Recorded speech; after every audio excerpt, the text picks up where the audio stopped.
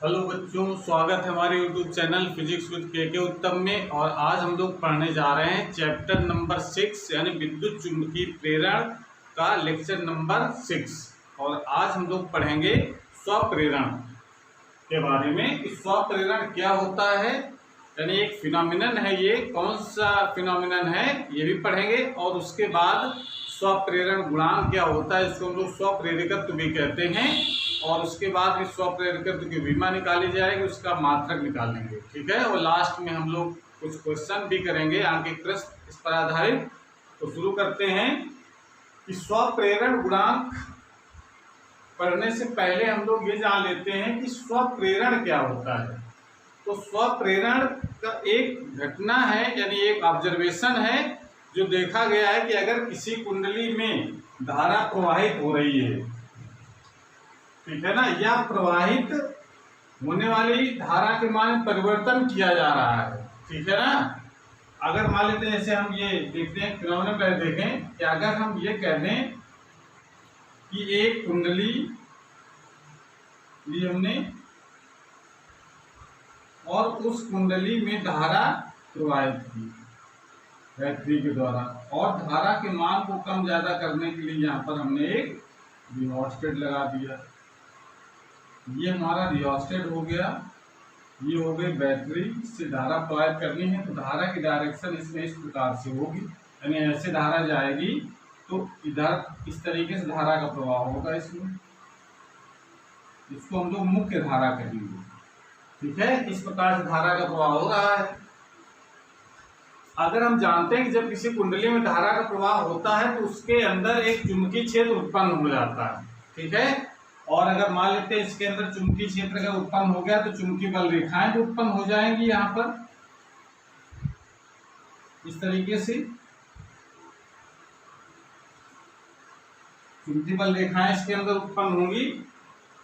और अगर हम धारा के मान परिवर्तन करेंगे तो चुंबकीय क्षेत्र का मान बदलेगा। चुंबकीय क्षेत्र का मान बदलेगा तो जो चुंबकीय बल रेखाएं हैं उसका मान बदलेगा, ठीक है ना। और चुंबकीय बल रेखाओं का मान बदलेगा तो उससे गुजरने वाले चुंबकीय फ्लक्स में परिवर्तन होगा।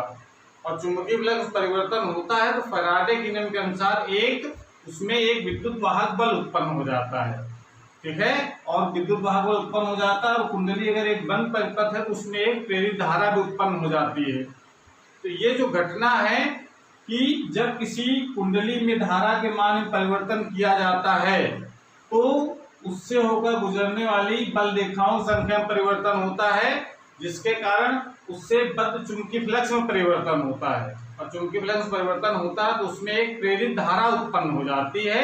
और प्रेरित धारा जानते हैं हम लोग, लेंज का नियम कहता है कि प्रेरित धारा सदैव उस कारण का विरोध करती है जिससे वह स्वयं उत्पन्न होती है। यानी कह सकते हैं कि धारा परिवर्तन का विरोध करती है। वो परिवर्तन से तात्पर्य यहाँ पर है कि धारा का मान चाहे घटा रहे हो चाहे बढ़ा रहे हैं, ठीक है।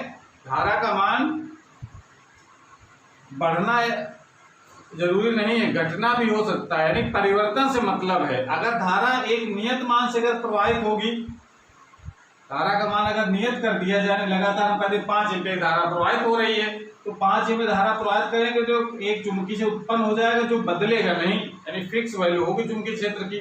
और चुंबकीय क्षेत्र अगर बदलेगा नहीं तो चुंबकीय फ्लक्स भी नहीं बदलेगा, और चुंबकीय फ्लक्स नहीं बदलेगा तो उस पर कोई विद्युत वाहक बल उत्पन्न नहीं होगा, और जिसके कारण उसमें कोई प्रेरित धारा भी उत्पन्न नहीं होगी। तो आप सिंपली कह सकते हैं, जानते हैं कि जैसे अगर हम I का मान बढ़ाएं, ध्यान दीजिए, अगर हम इस कुंडली में धारा के मान को बढ़ाते हैं तो चुंबकीय क्षेत्र का मान बढ़ेगा, ठीक है ना। और चुंबकीय क्षेत्र का मान बढ़ेगा तो चुंबकीय फ्लक्स का मान बढ़ेगा। और चुंबकीय फ्लक्स का मान बढ़ने से मतलब है चुंबकीय फ्लक्स का मान परिवर्तित होगा तो उसमें एक विद्युत वाहक बल उत्पन्न हो जाता है। ये फैराडे ने एक्सपेरिमेंट करके देखा है कि अगर किसी भी बद्ध परिपथ या बद्ध कुंडली में परिवर्तन होता है, चुंबकीय फ्लक्स में परिवर्तन होता है तो उसमें एक विद्युत वाहक बल उत्पन्न हो जाता है। तो इसमें भी अगर धारा के मान को चेंज कर रहे हैं यानी बढ़ा रहे हैं, दोनों घटनाएं हो सकती। धारा के मान को घटाना भी हो सकता है तो चुंबकीय क्षेत्र का मान घटना, चुंबकीय फ्लक्स का मान घटना। तो चुंबकीय फ्लक्स घटना का मतलब चुंबकीय फ्लक्स के मान में परिवर्तन से मतलब है, आप ये समझना है। चुंबकीय फ्लक्स बढ़े चाहे घटे, इससे कोई मतलब नहीं है। चुंबकीय फ्लक्स में अगर परिवर्तन होगा तो उस कुंडली में एक प्रेरित धारा उत्पन्न हो जाएगी जो मुख्य धारा के परिवर्तन का विरोध करेगी। मुख्य धारा का मतलब जो बैटरी से धारा मिल रही है उसके परिवर्तन को, अगर धारा घट रही है तो उसको बढ़ाने का प्रयास, यानी उसी दिशा में धारा का प्रवाह होगा कि हम घटने नहीं देंगे।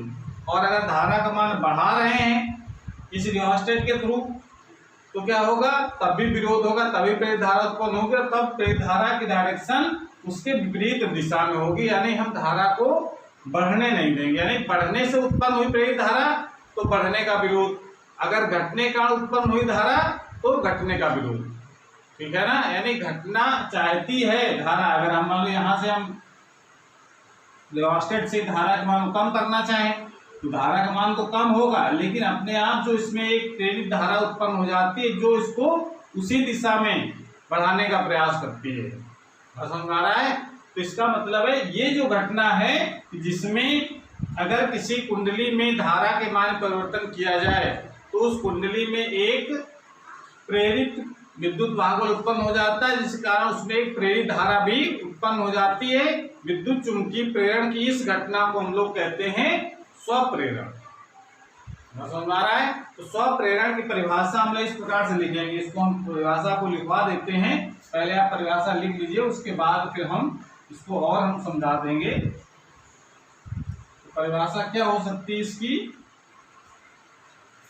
जब किसी कुंडली में प्रवाहित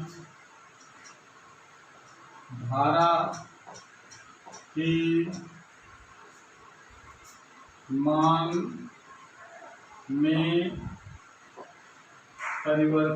में परिवर्तन से मतलब है घटना या बढ़ना, दोनों संभव है, ठीक है।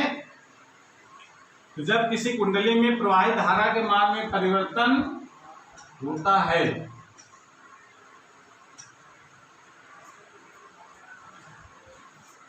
प्रवाहित धारा के मान में परिवर्तन होता है तो कुंडली में, तो उसी कुंडली में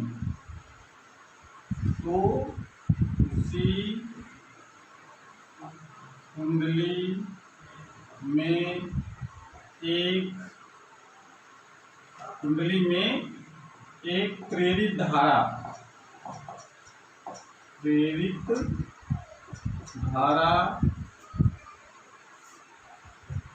उत्पन्न हो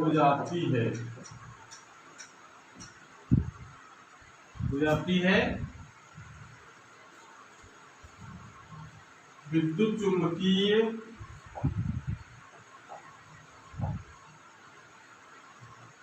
विद्युत चुंबकीय प्रेरण की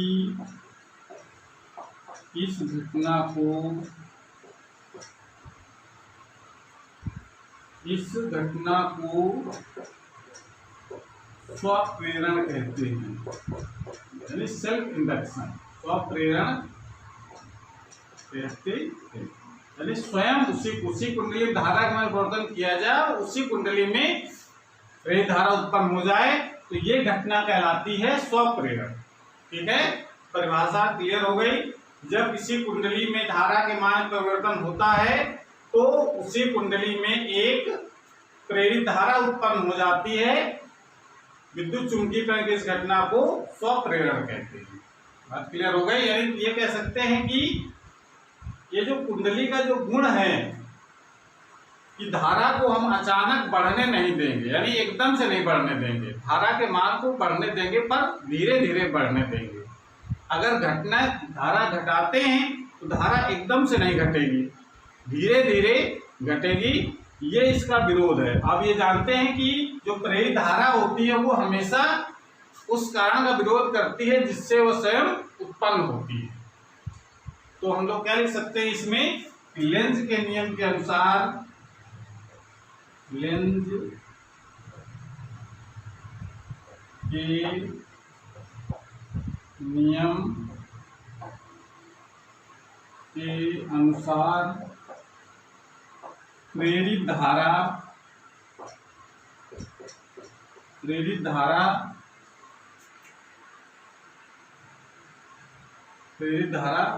मुख्य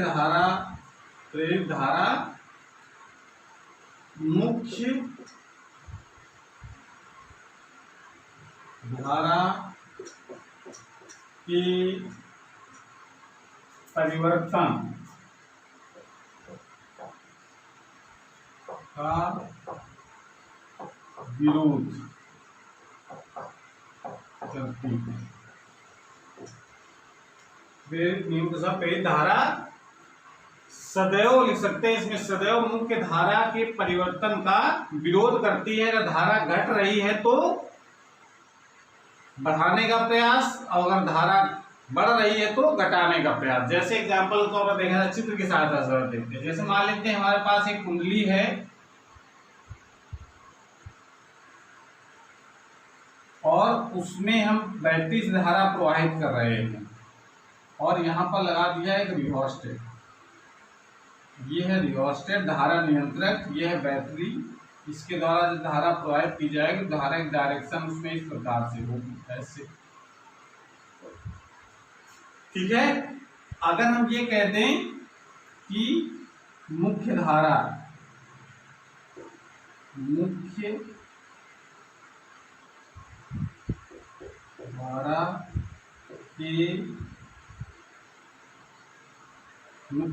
के बढ़ाते समय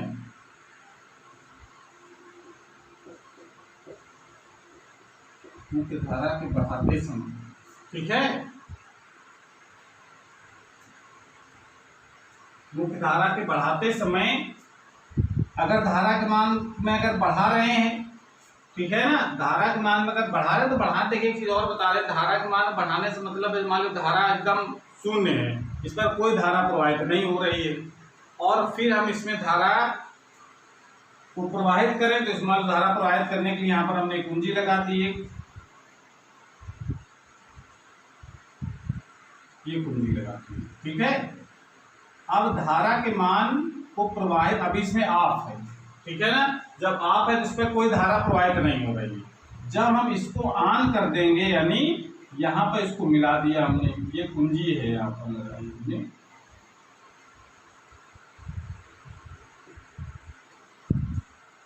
तब क्या होगा, जैसे इसको ऑन करेंगे तो धारा का मान लो बैटरी की क्षमता है इससे कि 5 एम्पीयर धारा प्रवाहित हो सकती है, ठीक है ना।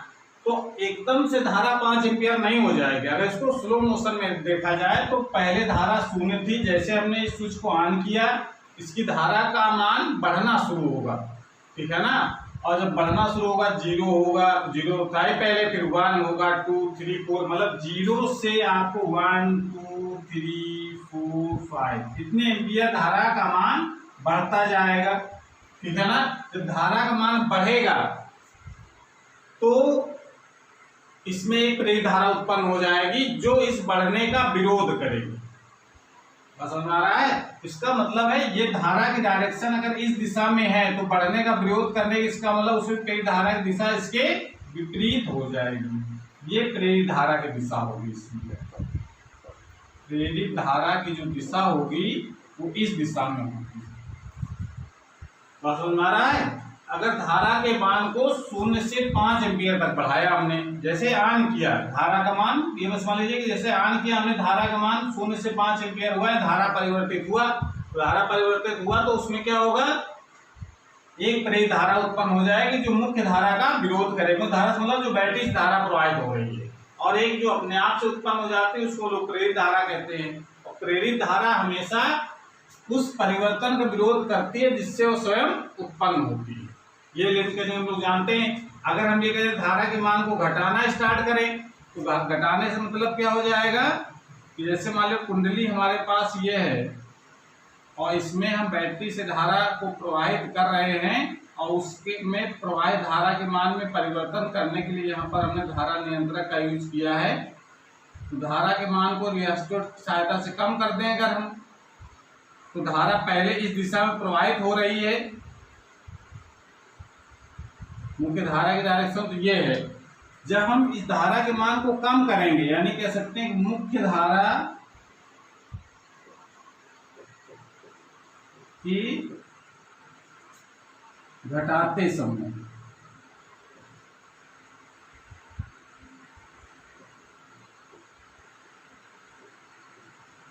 मुख्य धारा घटाते समय, मुख्य धारा बढ़ाते समय, ये लिखिए मुख्य धारा बढ़ाते समय और मुख्य घटाते समय। तो जब मुख्य धारा जब घटा रहे होंगे तब क्या होगी, इसमें जो प्रेरित धारा की दिशा होगी वो घटने का विरोध करेगी, जो कि प्रेरित धारा घटने से उत्पन्न हुई, ठीक है ना। तो क्या होगा, वो घटने का विरोध करेगी। अब विरोध करेगी तो मुख्य प्रेरित धारा जो होगी वो मुख्य धारा की दिशा में ही हो जाएगी। जिस दिशा में धारा बह रही है उसी दिशा में प्रेरित धारा की दिशा होगी, ये प्रेरित धारा की दिशा हो जाएगी। बस समझ में आ रहा है। तो इसका मतलब बहुत सिंपल कॉन्सेप्ट है, इसको केवल ये आपको समझना है कि जैसे अगर दूसरी भाषा में कह सकते हैं कि यदि किसी कुंडली में धारा को प्रवाहित करें या धारा प्रवाहित हो रही है तो उसको बंद करें, तो बंद करते समय क्या होगा, धारा के मान फिर परिवर्तन होगा। मालूम पहले 5 एम्पीयर की धारा प्रवाहित हो रही थी, फिर 5 से अगर बंद कर देंगे तो 5 से 4, 4 से 3, 3 से 2, 2 से 1, फिर 0, तो धारा के मान में फिर परिवर्तन हुआ। तो चाहे धारा के मान में धारा को प्रवाहित करें या प्रवाहित धारा को बंद करें, या धारा प्रवाहित होने में धारा के मान को बढ़ाएं या प्रवाहित होने धारा के मान को घटाएं, ये सब करने से क्या होगा, धारा के मान में परिवर्तन होगा। और धारा के मान में अगर परिवर्तन होगा तो चुंबकीय फ्लक्स में परिवर्तन होगा, और चुंबकीय फ्लक्स परिवर्तन होगा तो उसमें एक विद्युत वाहक बल उत्पन्न हो जाएगा, जिसके कारण उसमें प्रेरित धारा भी उत्पन्न हो जाएगी। ये जो घटना है जिसको हम लोग कहते हैं स्वप्रेरण, तो वो घटना का नाम दिया गया है यहाँ पर कि इस घटना को क्या कहते हैं, हम लोग स्वप्रेरण कहते हैं। और ये घटना सबसे पहले देखी थी, एक हेनरी नामक वैज्ञानिक थे, उन्होंने एक घटना को देखा था, ठीक है ना। तो हेनरी इसका एक जो स्वप्रेरिकत्व का जो मात्रक होता है उसको नाम दिया गया है। तो हम आगे हम लोग पढ़ेंगे। तो पहले हम लोग ये केवल आपको ये घटना पहले आपको बता देते हैं केवल कि परिभाषा में हम लोग क्या लिखेंगे, जब किसी कुंडली में प्रवाहित धारा के मान में परिवर्तन होता है तो कुंडली में एक प्रेरित धारा उत्पन्न हो जाती है। विद्युत चुंबकीय प्रेरण की इस घटना को स्वप्रेरण कहते हैं। विद्युत चुंबकीय प्रेरण तुमको पता है ना कि जब किसी कुंडली से बद्ध चुंबकीय फ्लक्स में परिवर्तन होता है तो उसमें एक विद्युत वाहक बल उत्पन्न हो जाता है। इस घटना को हम लोग कहते हैं विद्युत चुंबकीय प्रेरण। अब वो विद्युत चुंबकीय फ्लक्स में परिवर्तन किस तरीके से हो रहा है, ठीक है ना। इस प्रकार से दो घटना हमको पढ़नी है, एक स्वप्रेरण और एक पढ़ना है अन्योन प्रेरण। स्वप्रेरण बोलो अपनी ही कुंडली में, ठीक है ना, स्वयं के द्वारा। तो स्वयं के द्वारा धारा के मान परिवर्तन हो और उसी में एक प्रेरित धारा उत्पन्न हो जाए, तो इसलिए उसको कहा जाता है स्वप्रेरण कहते हैं, ठीक है ना। तो विद्युत चुंबकीय प्रेरण की इस घटना को स्वप्रेरण कहते हैं। लेंज के नियम के अनुसार प्रेरित धारा मुख्य धारा के परिवर्तन का विरोध करती है, ठीक है। तो इस प्रकार से ये परिभाषा आप लोग लिख लीजिए। उसके बाद फिर हम लोग पढ़ेंगे स्वप्रेरण गुणांक क्या होता है, इसको नोट कर लें पहले। नोट कर लिया, प्रेरित धारा सदैव, यहां शब्द लिख दीजिए, मुख्य धारा सदैव मुख्य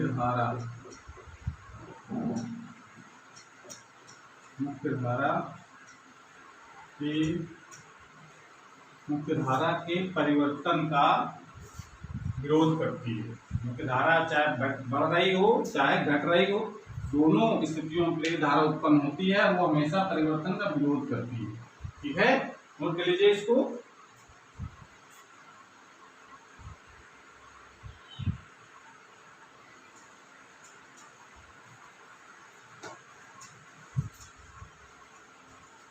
बहुत इंपॉर्टेंट टॉपिक है ये, एग्जाम में बहुत पूछा जाता है कि स्वप्रेरण किसे कहते हैं और स्वप्रेरण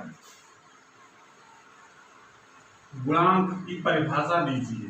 ठीक है, तो परिभाषा भी हम लोग सीखेंगे। स्वप्रेरण गुणांक का मात्रक क्या होता है, इसकी सीमा क्या होती है, और कभी कभी एग्जाम ये भी आ जाता है कि स्वप्रेरण गुणांक, स्वप्रेरण पर आधारित एक एग्जाम्पल भी दीजिए। ये आता है कि स्वप्रेरण जो घटना है उस पर आधारित कोई उपकरण बनाया गया है क्या, स्वप्रेरण के सिद्धांत पर आधारित एक उपकरण बनाया गया जिसका नाम है चोक कुंडली। तो आप उसके नीचे लिख सकते हैं कि चोक कुंडली, या इसके बारे में हम लोग अगले वाले चैप्टर में पढ़ेंगे कि चोक कुंडली है क्या और इसका कैसे, ये कैसे काम करती है। ठीक है ना, चोक कुंडली स्वप्रेरण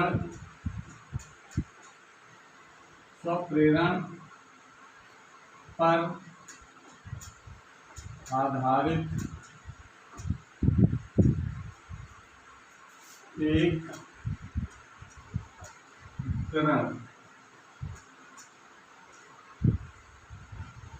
उपकरण है, स्वप्रेरण पर आधारित उपकरण है जो प्रत्यावर्ती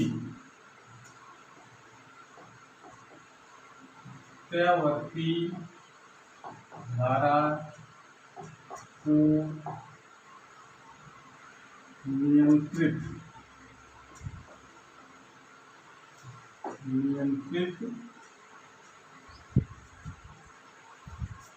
करने में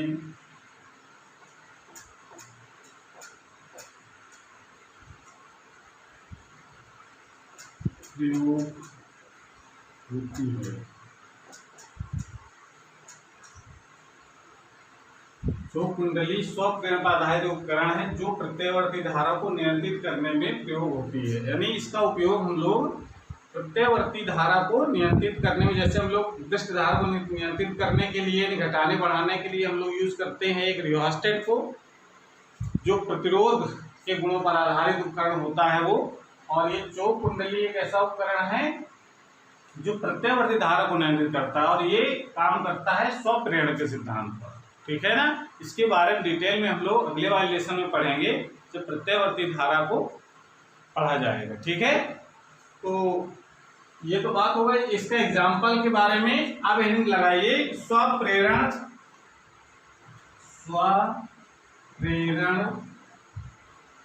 गुणांक, स्वप्रेरण गुणांक अथवा इसका दूसरा भी नाम है स्वप्रेरिकत्व।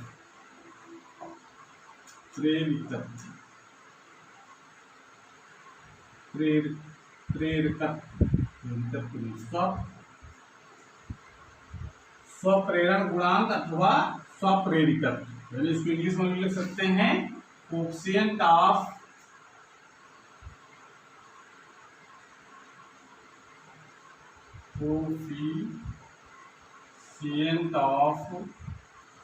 Self induction.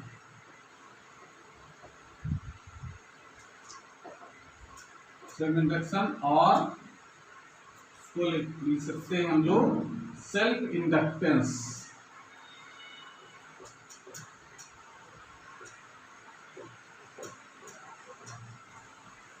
ये इसको लिखा जा सकता है इंग्लिश में कोएफिशिएंट ऑफ सेल्फ इंडक्शन और सेल्फ इंडक्टेंस। यानी अब ये समझ लीजिए कि प्रेरण जो कुंडली है, जो अभी हम लोगों ने पढ़ा जिसमें स्वप्रेरण घटना हो रही है, उसको हम लोग प्रेरण कुंडली कहते हैं। और प्रेरण कुंडली का काम ही है कि धारा के मान में अचानक जो परिवर्तन हो, यानी धारा का मान अगर बढ़ जाए तो एकदम से बढ़ने से रोकता है प्रेरण कुंडली, और अगर घट जाए तो एकदम से घटने से भी रोकता है। ठीक है ना, यानी जो भी परिवर्तन हो वो धीरे धीरे हो। धारा का मान में अगर वृद्धि हो रही तो धारा का मान वृद्धि धीरे धीरे हो। ठीक है ना, अगर धारा के मान में कमी हो रही है तो धीरे धीरे हो। ठीक है ना, तो ये गुण होता है स्वप्रेरण कुंडली में। तो अगर हम ये जरा देखें यहाँ पर कि अगर मान लेते हैं कोई कुंडली है जिसमें तार के n फेरे लगे हैं, तो ये तो पता है कि अगर धारा अगर प्रवाहित करेंगे तो उससे बद्ध चुंबकीय फ्लक्स होगा, और अगर धारा के मान में परिवर्तन करेंगे तो चुंबकीय फ्लक्स में परिवर्तन होगा, और चुंबकीय फ्लक्स परिवर्तन होगा तो धारा का मान को बढ़ाएंगे तो चुंबकीय फ्लक्स का मान क्या होगा, बढ़ेगा। ये जानते हैं ना कि अगर हम ये धारा के मान को बढ़ाएं तो चुंबकीय क्षेत्र का मान बढ़ेगा, और चुंबकीय क्षेत्र का मान बढ़ेगा तो चुंबकीय फ्लक्स का मान बढ़ेगा, क्योंकि फाई बराबर होता है बी इंटू ए। बी का मान बढ़ेगा तो आई का मान बढ़ेगा। अगर उल्टा भी हो, अगर धारा के मान को घटाएं तो चुंबकीय क्षेत्र का मान घटेगा, और इसी कारण चुंबकीय जो बद्ध चुंबकीय फ्लक्स है उसका मान घटेगा। दोनों परिस्थितियों में देखिए कि धारा का मान घटाने से चुंबकीय फ्लक्स का मान बढ़ता है, चुंबकीय धारा के मान को बढ़ाने से चुंबकीय फ्लक्स का मान बढ़ता है, और धारा का मान घटाने से चुंबकीय फ्लक्स का मान घटता है। कह सकते हैं कि चुंबकीय फ्लक्स जो है वो धारा के अनुक्रमानुपाती है। ठीक है ना।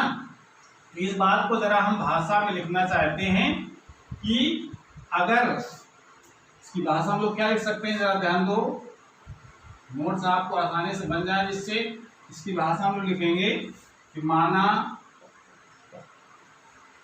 एक कुंडली n फेरों वाली, माना n फेरों वाली एक कुंडली, माना n फेरों वाली एक कुंडली है जिसमें प्रवाहित धारा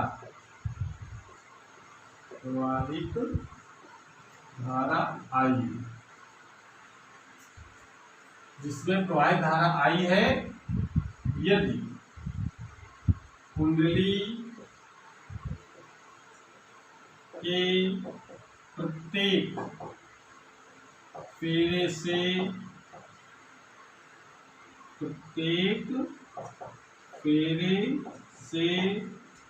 बद्ध लिंक, मतलब लिंक, यदि कुंडली के प्रत्येक फेरे से बद्ध चुंबकीय फ्लक्स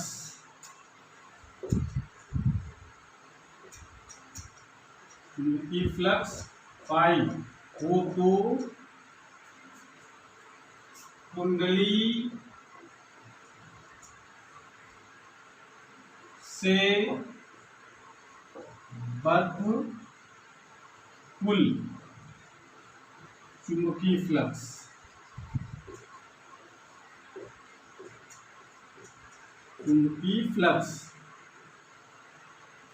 फ्लक्स कितना हो जाएगा भाई बताओ, n फाई। भाई अगर हम ये बात करते हैं कि कुंडली हमारे पास है और उसमें कितने फेरे लगे हुए हैं, n फेरे हैं। यहाँ तो हमने 5-6 दिखाए हैं, मान लेते हैं n फेरे हैं, और एक फेरे से बद्ध चुंबकीय फ्लक्स है वो कितना है, फाई है। ये हमने माना। अगर धारा इसमें प्रवाहित कर रहे हैं आई, अगर तो धारा प्रवाहित करने से क्या होगा, चुंबकीय क्षेत्र उत्पन्न होगा। चुंबकीय क्षेत्र उत्पन्न होगा तो चुंबकीय फ्लक्स भी उत्पन्न हो जाएगा। चुंबकीय फ्लक्स अगर उत्पन्न होगा तो एक फेरे से अगर चुंबकीय फ्लक्स का फाई मान लेते हैं तो इसमें n फेरे लगे हैं, तो एक फेरे में फाई, 2 फेरे में 2 फाई, 3 फेरे में 3 फाई, ऐसे करके n फेरे हैं तो n फाई हो जाएगा। ठीक है ना। और जिसका मान किस पर डिपेंड करेगा, उसमें प्रवाहित होने वाली धारा पर। धारा का मान ज्यादा होगा, चुंबकीय क्षेत्र का मान ज्यादा होगा। चुंबकीय क्षेत्र का मान ज्यादा होगा तो पाई का मान ज्यादा होगा। पाई का मान ज्यादा होगा तो कुल जो चुंबकीय फ्लक्स होगा उसका मान ज्यादा हो जाएगा। और इसी प्रकार से धारा के मान को कम करेंगे तो चुंबकीय क्षेत्र का मान कम होगा, चुंबकीय फ्लक्स का मान कम होगा प्रत्येक फेरे से, और कुल चुंबकीय फ्लक्स का मान भी कम हो जाएगा। इसका मतलब कह सकते हैं कि जो कुल चुंबकीय फ्लक्स का जो मान है वो कुंडली में प्रवाहित होने धारा के अनुक्रमानुपाती है। ये बात हम लोग लिख सकते हैं।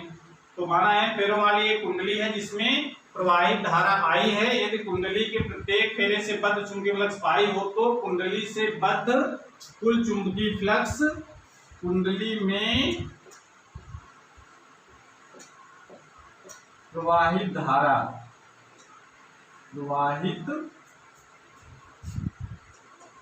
धारा I एक अनुक्रमानुपाती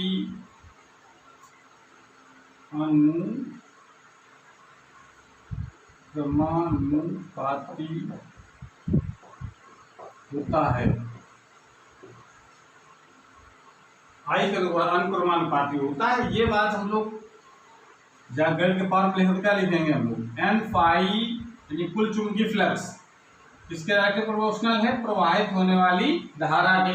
और जब भी हम जानते हैं कि इसी को जब हटाया जाता है तो यहाँ पर एक क्या लगाते हैं, कांस्टेंट, बराबर में लगाएंगे और ये कांस्टेंट लगाया जाएगा। उस कांस्टेंट को ही नाम दिया गया है स्वप्रेरण गुणांक। इसको समझ में एक डाल लेते हैं, आ दे सकते हैं कि जहां L जो कांस्टेंट लगाया, L एक नियतांक है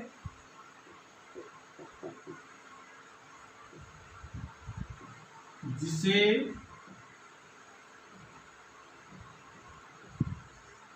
कुंडली का स्वप्रेरण गुणांक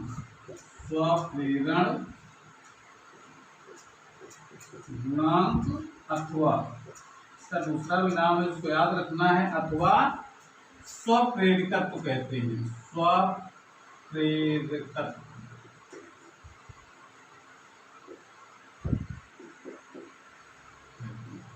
ये तो कांस्टेंट का नाम लिख दिया है, परिभाषा एग्जाम में आती है तो कैसे लिखेंगे। यहाँ प्रश्न ये उठता है कि अगर कहा जाए स्वप्रेरकत्व की परिभाषा बताओ क्या होगी, परिभाषा फिर हम लोग यहाँ से लिखेंगे तो समीकरण नंबर 1 क्या लिख सकते हैं, L is equal to N phi upon I, ये लिखा जा सकता है। इसको पहचान करके इतना लिखा जा सकता है ना।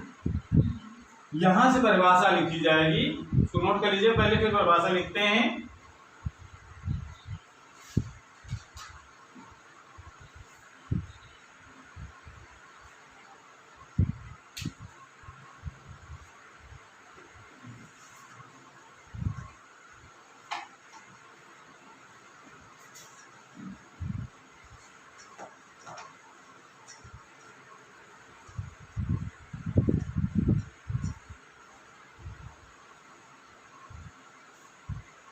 लिख देते हैं इसको, यहां से हम लिख सकते हैं L is equal to N phi upon I, ये लिखा जा सकता है। यहां से इसको परिभाषित करना है, यदि I is equal to 1 ampere तो L इज इक्वल टू क्या लिख सकते हैं हम लोग, एन फाई, ये लिख सकते हैं। इसका मतलब है कि किसी कुंडली का स्वप्रेरण गुणांक एन फाई क्या है, ये कुल चुंबकीय फ्लक्स है, तो किसी कुंडली का स्वप्रेरण गुणांक उस चुंबकीय फ्लक्स के बराबर होता है जो कुंडली में एकांक धारा प्रवाहित करने से उत्पन्न होता है। ये परिभाषा लिख सकते हैं, परिभाषा लिख दीजिए। क्या लिख सकते हैं हम लोग, किसी कुंडली का स्वप्रेरण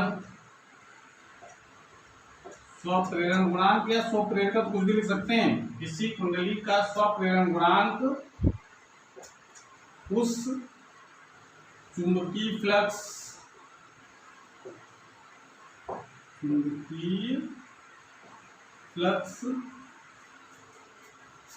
के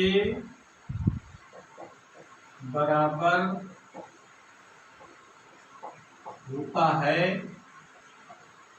होता है जो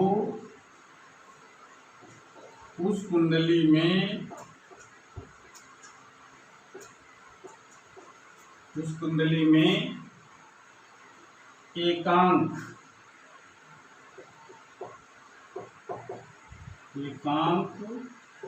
धारा प्रवाहित होने से उत्पन्न होता है। ये परिभाषा लिख सकते हैं। इसमें एक परिभाषा हम लोग और भी लिखेंगे, ठीक है ना। आगे तो ये परिभाषा क्लियर हो गई कि किसी कुंडली का स्वप्रेरण गुणांक उस चुंबकीय फ्लक्स के बराबर होता है जो उस कुंडली में एकांक धारा प्रवाहित होने से उत्पन्न होता है। यहाँ तक कोई समस्या नहीं, बहुत सिंपल परिभाषा इसकी बनाई यहाँ से। उसके बाद आगे हम बात करते हैं कि पढ़ चुके हम लोग फैराडे के विद्युत चुंबकीय प्रेरण के नियम, उसकी मदद से कितना विद्युत वाहक बल उत्पन्न होगा, जरा ये भी हम लोग निकाल लेते हैं। फैराडे के विद्युत चुंबकीय प्रेरण, फैराडे के विद्युत चुंबकीय प्रेरण के नियम से कुंडली में प्रेरित विद्युत वाहक बल ये कितना हो जाएगा। विद्युत वाहक बल ये जानते हैं, फैराडे का जो नियम है विद्युत चुंबकीय प्रेरण के, वो क्या होता है, E=-N delta phi upon delta T. ये हम मान लेते हैं, ठीक है, कि अगर डेल्टा टी समय में चुंबकीय फ्लक्स में परिवर्तन अगर डेल्टा फाई होता है तो फैराडे का नियम कहता है कितना विद्युत वाहक बल उत्पन्न हो जाएगा, -N delta phi upon delta T. हम लोग फैराडे का पहला नियम होता है, उसको लिख दिया हमने यहाँ पर गणित के फॉर्म में, ठीक है ना, कि किसी चुंबकीय फ्लक्स से किसी कुंडली से बद्ध चुंबकीय फ्लक्स में परिवर्तन होता है तो उसमें विद्युत वाहक बल उत्पन्न हो जाता है जिसका मान चुंबकीय फ्लक्स परिवर्तन की ऋणात्मक दर के बराबर होता है, ठीक है ना। ऋणात्मक चिन्ह बताता है, ये तो लेंज का नियम बताता है। ऋणात्मक चिन्ह क्या है, ये ऋण चिन्ह हमेशा चुंबकीय फ्लक्स परिवर्तन का विरोध करता है, ई ये बताता है। ई का जो मान है या ई की डायरेक्शन ऐसी होती है जो चुंबकीय फ्लक्स परिवर्तन का विरोध करती है, वो ऋण चिन्ह प्रदर्शित करता है, ठीक है। यहां से इसको थोड़ा सा और सिंप्लीफाई करके लिख सकते हैं हम लोग, minus delta N phi upon delta T. N phi क्या हो गया, कुल चुंबकीय फ्लक्स, और समीकरण नंबर 1 से, तो समीकरण नंबर 1 लिखा हम लोगों ने ना, भी ध्यान दीजिए जरा पहले पीछे पलट करके देखो। समीकरण नंबर 1 से एन फाई का मान रखने पर रख दो, जरा कितना हो जाएगा, E= हो जाएगा minus delta L I, N I का मान कितना है, एल आई के इक्वल, तो L I upon delta T. अब चूंकि ये एल क्या है, ये कांस्टेंट है, इसको जरा इस डेल्टा से बाहर कर सकते हैं, तो इसको लिखा जा सकता है माइनस एल डेल्टा आई अपॉन डेल्टा टी। ये फार्मूला बहुत इंपॉर्टेंट है, जिसको आपको बिल्कुल याद कर लेना है, ठीक है ना, न्यूमेरिकल की दृष्टि से बहुत इंपॉर्टेंट है, बिल्कुल इसको याद कर लेंगे। उसके बाद यहां से भी एक परिभाषा हम लोग लिख सकते हैं कि यल को कैसे परिभाषित किया जाएगा, ठीक है ना। तो यहां से अगर हम ये मान निकालना चाहें कि यल इक्वल टू कितना हो जाएगा, यल इक्वल टू क्या हो जाएगा, तो यल इक्वल टू लिख सकते हैं P अपॉन डेल्टा आई अपॉन डेल्टा टी, लिख सकते हैं ना। माइनस तो लगा रहेगा, माइनस तो सिर्फ ये बता रहा है कि धारा परिवर्तन जो भी हो रहा है उसका विरोध करता है ई का मान, ठीक है ना। अगर संख्यात्मक मान की बात करें केवल, यानी कह सकते हैं यल इक्वल टू, इसको इतना लिख सकते हैं हम लोग, यल इक्वल टू लिख सकते हैं डेल्टा आई अपॉन डेल्टा, ये इसका आंकिक वैल्यू है, लिख सकते हैं इसको, या यहीं पर लिखा जा सकता है, इसको इस प्रकार से भी लिख सकते हैं, E=L डेल्टा आई अपॉन डेल्टा, ये इसकी वैल्यू कौन सी है, संख्यात्मक मान है।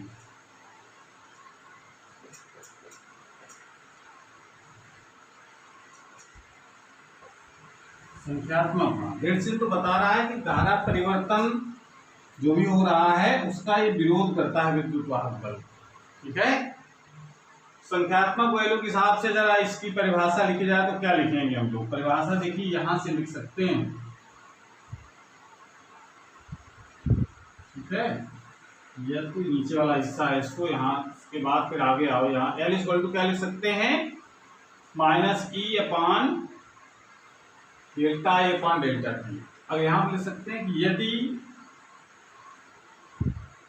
Delta I upon delta T is equal to 1 ampere प्रति सेकेंड, 1 एम्पियर प्रति सेकेंड है, तो L इज इक्वल टू क्या हो जाएगा? E की केवल संख्यात्मक वैल्यू लिख रहे हैं यहां पर हम।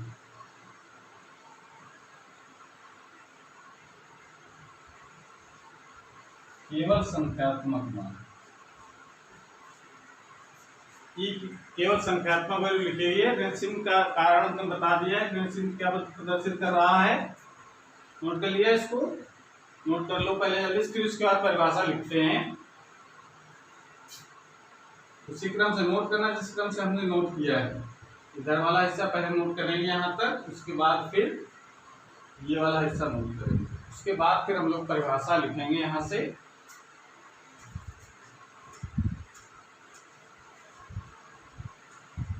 एक परिभाषा हम यहाँ से इस प्रकार से लिखेंगे। देखिए ये भी परिभाषा इंपॉर्टेंट है, एग्जाम में कोई से परिभाषा आप लिख सकते हैं। अगर स्वप्रेरणांक परिभाषा लिखने के लिए आती है तो कैसे परिभाषा लिखेंगे जरा देखो। किसी कुंडली का स्वप्रेरण गुणांक, यानी इसको स्वप्रेरकत्व भी कहते हैं। किसी कुंडली का स्वप्रेरण गुणांक उस प्रेरित विद्युत वाहक बल, विद्युत वाहक बल के संख्यात्मक मान, न्यूमेरिकल वैल्यू केवल। ठीक है, किसी कुंडली का स्वप्रेरण गुणांक उस प्रेरित विद्युत वाहक बल के संख्यात्मक मान के बराबर होता है जो उसी कुंडली में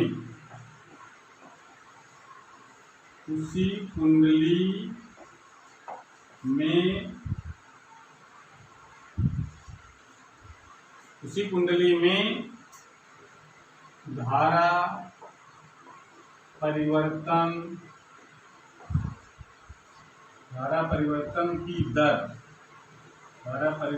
की दर एकांक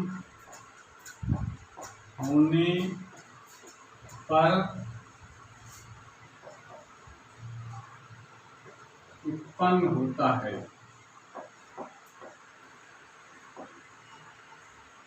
ये परिभाषा हम लोग लिख सकते हैं। तो दो परिभाषा आपने बताई है, दो में से कोई भी परिभाषा आप लिख सकते हैं।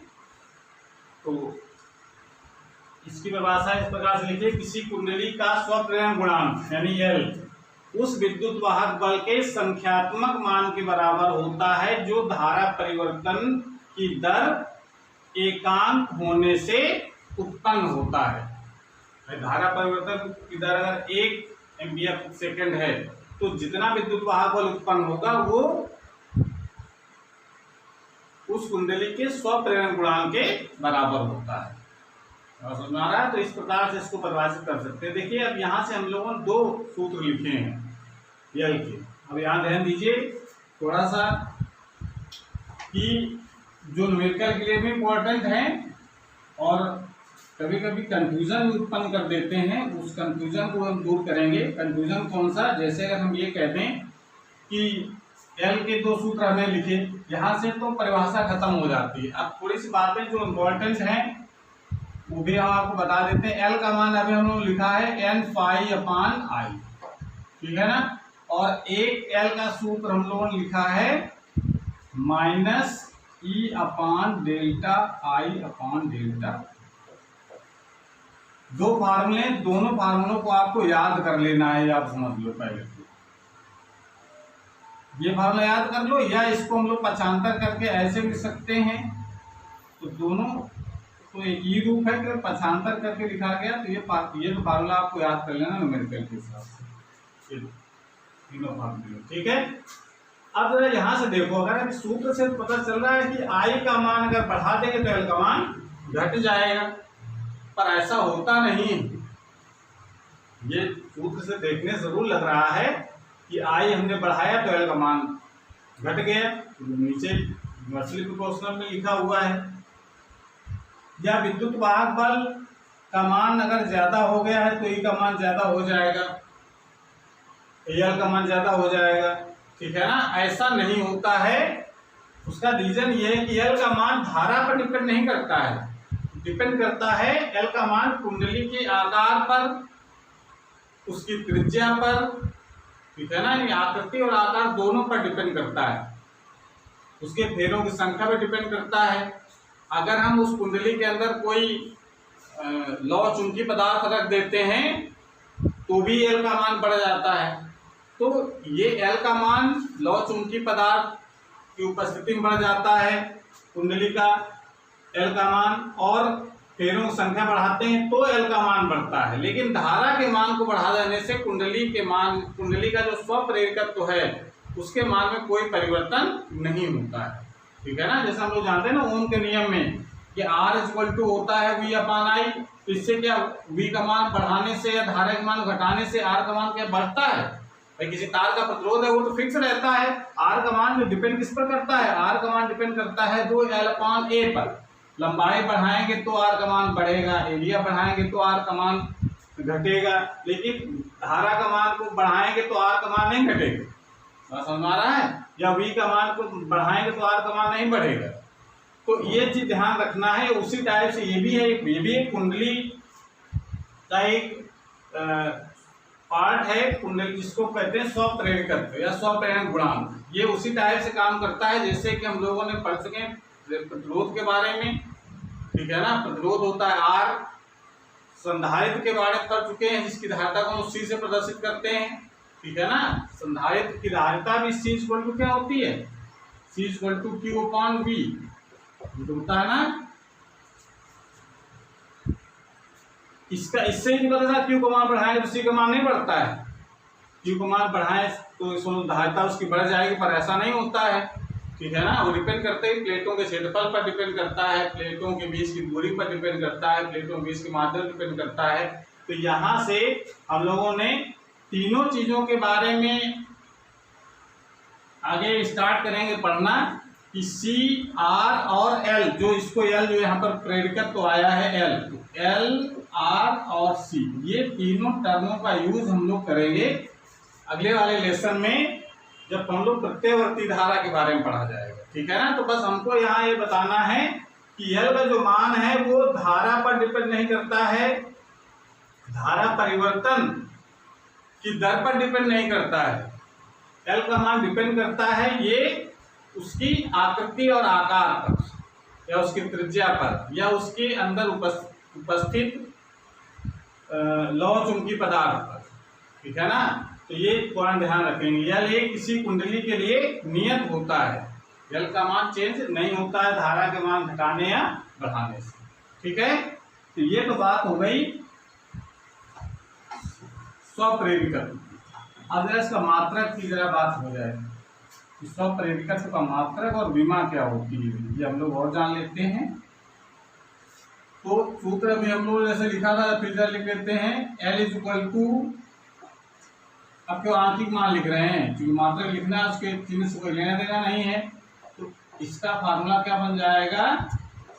L is equal to E upon delta I upon delta T. इस सूत्र से जरा L का जो मात्रक बताओ, L का मात्रक क्या होगा? एक सूत्र हम लोगों ने एल का और पढ़ा है, n फाई अपॉन आई, यहां से भी मात्रक लिख सकते हैं, ठीक है ना।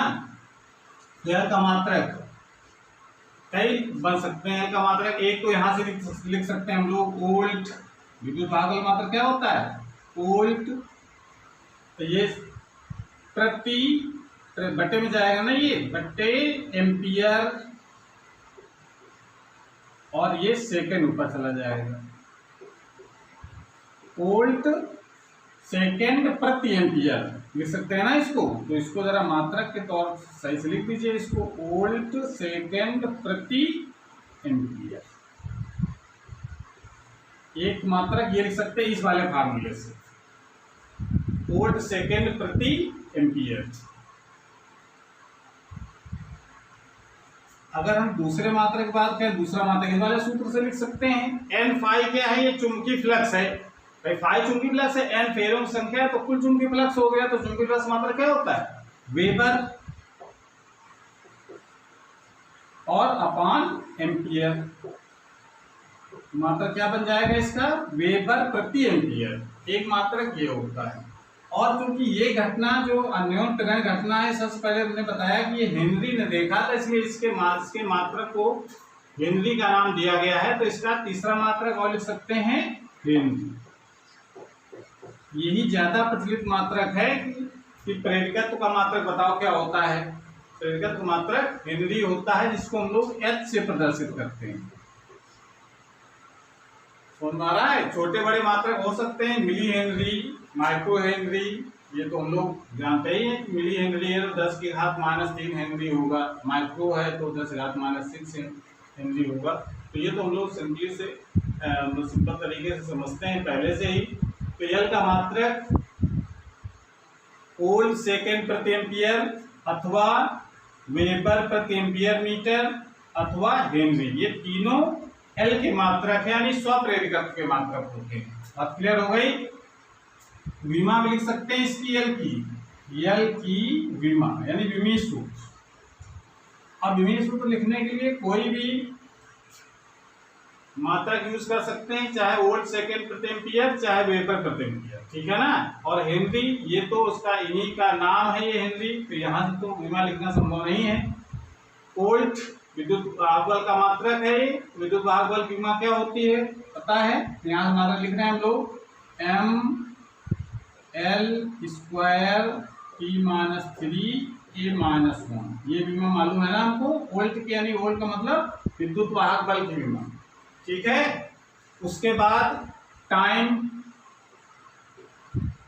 और अपान एम्पियर, इसकी विमा क्या बन जाएगी ml²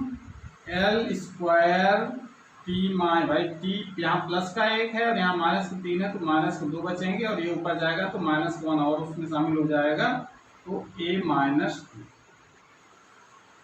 ml² T-2 A-2, ये इसकी विमा हो जाएगी, ठीक है। तो इस प्रकार से इतनी चीजें हमको जानना है कि स्वप्रेरकत्व के बारे में, स्वप्रेरण क्या होता है और स्वप्रेरकत्व की परिभाषा, उसका सूत्र, उसका मात्रक, उसकी विमा, ठीक है। इसको नोट कर लीजिए। उसके बाद फिर हम लोग आंकिक प्रश्न करते हैं।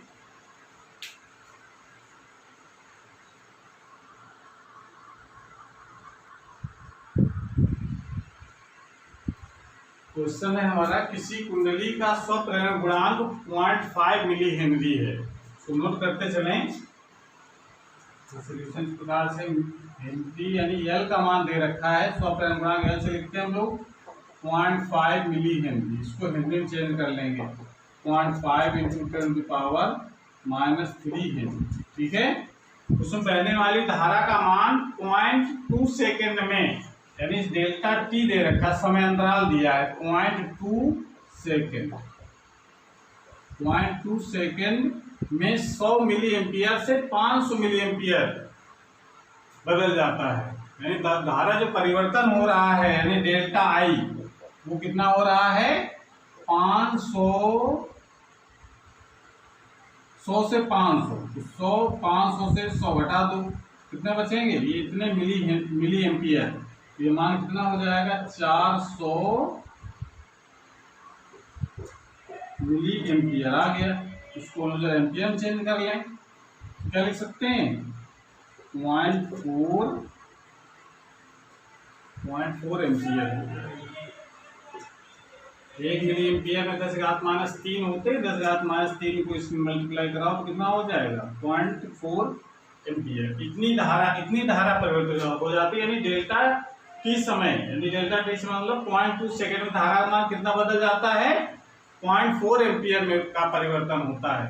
तो कह रहा है विद्युत वाहक बल का मान बताओ कितना होगा, ये निकालना है। ठीक है, तो विद्युत वाहक बल का सूत्र लगा, तो E क्या होता है L delta I upon delta T। Numerical value निकालना है केवल इसकी। L का मान है 0.5 × 10⁻³ डेल्टा I का मान है 0.4 अपॉन समय का मान कितना है 0.2। हो गया, इसको जरा सॉल्व कर लो।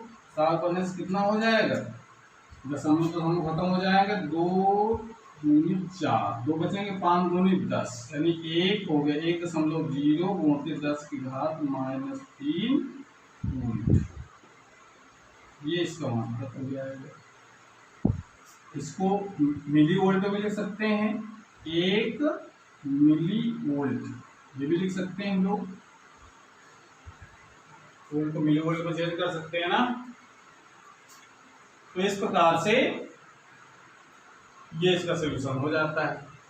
ऐसे बहुत सारे क्वेश्चन आपको मिलेंगे इस पर आधारित। कभी ई का मान दिया होगा तो एल पूछेगा, एल और ई के मान दिए होंगे तो धारा परिवर्तन का मान पूछेगा, समय अंतराल का मान पूछेगा, मतलब कुछ ना कुछ वैल्यू दी गई होंगी, तो उसमें जो नहीं दी गई होगी वैल्यू, उसकी वैल्यू निकलवाता है। ज्यादातर क्वेश्चन इसी फार्मूले पर बेस्ड, ठीक है ना, तो इसको लगाने का प्रयास करेंगे। तो आज क्लास हमारी यहीं पर समाप्त होती है।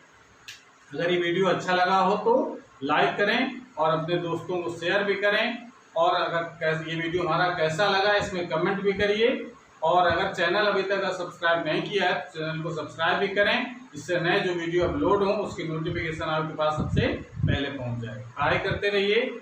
Thank you.